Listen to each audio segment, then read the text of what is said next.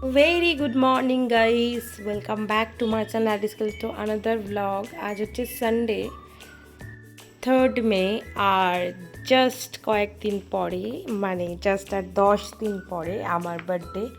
তো আজকে সকালে চাটা কিন্তু কাঞ্চনি বানিয়েছে বিকজ মারা আজকে কেউই বাড়িতে নেই। আমরাও বেরোবো একটু পরে ফ্রেশ হয়ে। তো কোথায় যাব আজকে সারাদিনে কী প্ল্যান সবটা তোমাদের সাথে শেয়ার করছি। তো দেখতে থাকো আমার ডেলি লাইফস্টাইল ব্লগ। তো চলো stay tune in my channel. এখন আমি একদম রেডি হয়ে নিয়েছি বেরোনোর জন্য। এখন যাব হচ্ছে পার্লারে।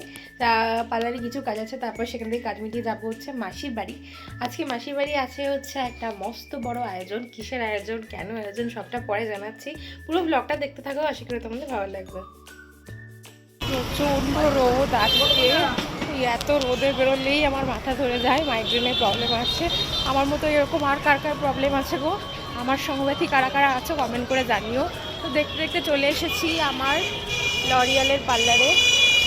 চলো পার্লারে যাই, পার্লারে কাজকর্ম মিটিয়ে আমার মাসির বাড়ি যাওয়ার আছে বললামই।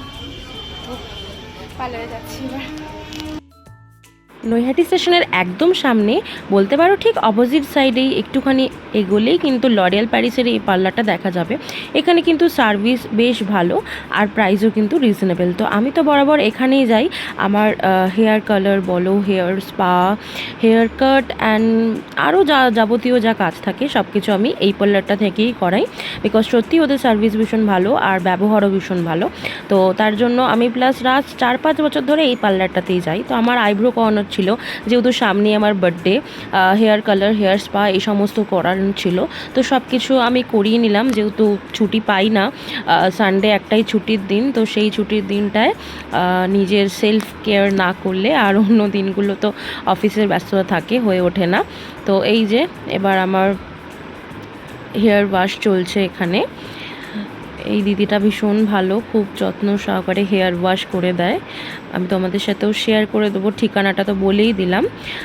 তো তোমরাও চাইলে নৈহাটির কাছাকাছি যদি কেউ থাকো অবশ্যই লরিয়াল প্যারিসের এই পার্লারটা ভিজিট করতে পারো।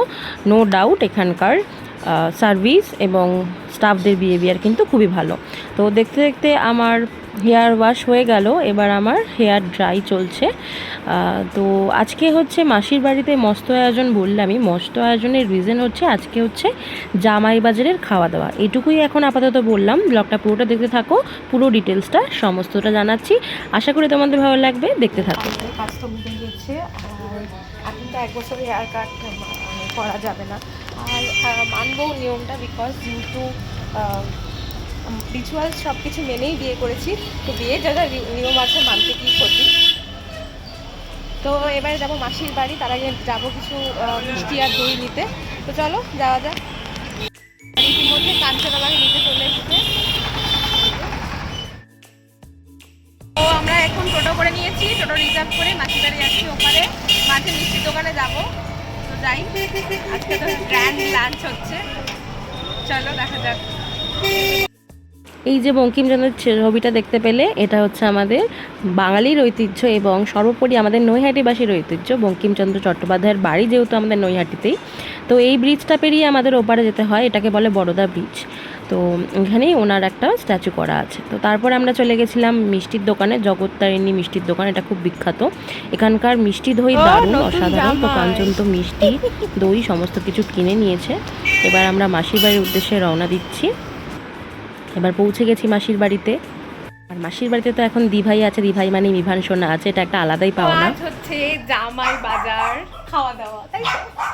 এত লেট কেন হলো সেটা আমি পরে বলবো। তো চলো আজকে দেখি কি কি রান্না হয়েছে। এখানে হচ্ছে ভাত আর ওদিকে হচ্ছে মাটন। তাই যে আমার মেয়ে মাটন দেখতে আসলাম। মাটন, এই যে মাটন হচ্ছে।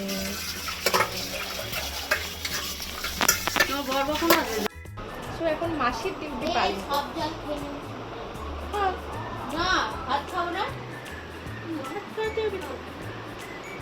এখন মাসির ডিউটি পালন করছি। এই যে আমাদের নিভান এখন জল খাচ্ছে। একটু পরে পরিষ্কার করতে পারি, পরিষ্কার করে জানে না মাসির ডিউটি বলো। আর খাস না, সব দল খেলে বেবে কর।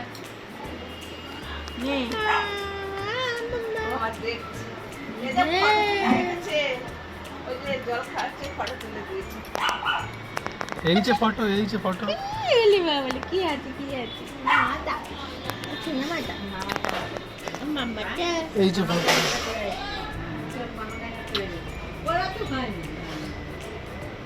মামাটা চুলটা ধরে টেনো না, তোমার তো আবার চুল টানা তো প্রিয় নেই।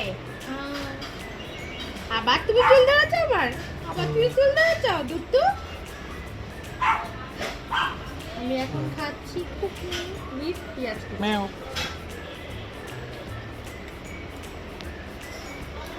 ঘুগনি মুড়ি খাইছি আমি চার।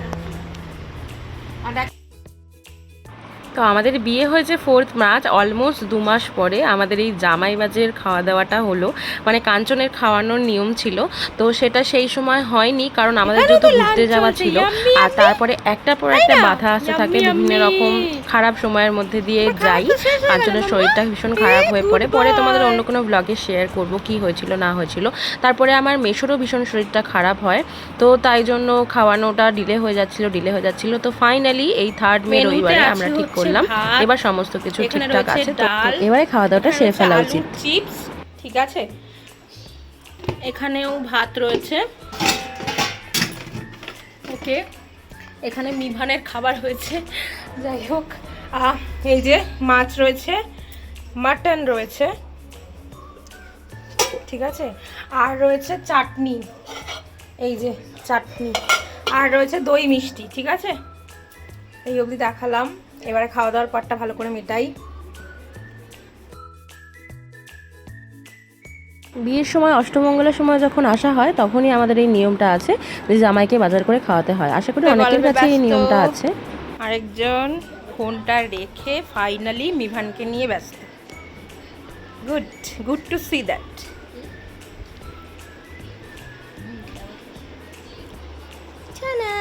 মামা তুমি মোর আদর খাচ্ছ, মোর আদর। তো আমাদের মতো তোমাদের কার কার বাড়িতে এই নিয়মটা আছে আমাকে জানিও তো।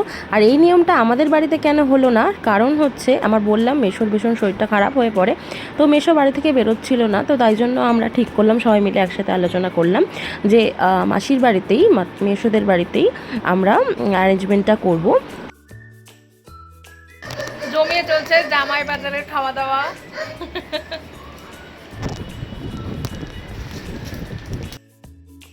তো আজকের মেনুতে তোমাদের আগেও শেয়ার করেছি, আর এখন আমরা খেতে বসে পড়েছি। তো এই যে এবার পাতে পড়ছে গরম গরম মাটন কষা, মাটনের ঝোল দারুণ ছিল, দারুণ বানিয়েছিল, যেই দিদিকে রাখা হয়েছিল সে বানিয়ে দিয়েছিল। তো যাই হোক, খাওয়া দাওয়া সবার হয়ে গেছে, মা মামিরাও এসেছিলো এবং মাসিরা এবং আমরা মামনিরা সবাই মিলে বেশ ভালোই খাওয়া দাওয়া হয়েছে। তো অনুষ্ঠানটা যেহেতু ওদের বাড়িতে করলাম, ওদের একটু সুবিধা হয়েছে, মেশোরও শরীরটা খারাপ ছিল, আসা যাওয়ার ব্যাপারটা অসুবিধা ছিল। তো যাই হোক, ভালোভাবে দিনটা কেটেছিল। সারাদিনের ব্লগটা আজকে তোমাদের সাথে শেয়ার করছি। তোমাদের কেমন লাগলো পুরো দিনের ব্লগটা আমাকে দেখে অবশ্যই জানিও। তারপর খাওয়া দাওয়ার পর্ব শেষ করে আমরা সকলেই গরমে ক্লান্ত হয়ে গেছিলাম, সবাই একটুখানি শুয়ে নিয়েছিলাম দুপুরে 1-2 ঘন্টা মতো। তারপরে বিকেলবেলা আবার উঠলাম, উঠে দেখলাম এবার সোনাও উঠে পড়েছে। একেই আদর করতে করতে অনেকটা সময় কেটে যায়। দেখো কি হাসছে, আস্তে আস্তে বড় হয়ে যাচ্ছে। সামনের মাসে ওরও জন্মদিন, আমার বার্থডে ঠিক 1 মাস পরে ওর বার্থডে, মানে আমার 13 মেতে বার্থডে আর ওর 13 জুনে বার্থডে। তো তারপরে বিকেলবেলা গরম গরম চা আর বিস্কুট দিয়ে দিল মাসি। আর তারপর আমি আর কাঞ্চন একটু বেরিয়েছিলাম, ওদের পুরনো বাড়ির ওদিকে গেছিলাম, এবং ওখানে দারুণ একটা ফুচকা বসে, ওখানে গেলে তো ফুচকা খাওয়া ম্যান্ডেটারি। তো ওখান থেকে ফুচকা খেয়ে নিলাম, খেয়ে নিয়ে আবার মাসির বাড়ি আসলাম, যেহেতু আজকে সারাদিন মাসির বাড়িতেই থাকা হবে, মাসিরা সেরকমই বলেছিল। তো আমরা রাতে ডিনার করে একদম বাড়ি ফিরেছিলাম। তো এই যে এখানে মা মামনি মিভানকে নিয়ে বসে খেলা করছে, ওকে নিয়েই প্রায় ওদের সারাদিন টাইম কেটে যাচ্ছে।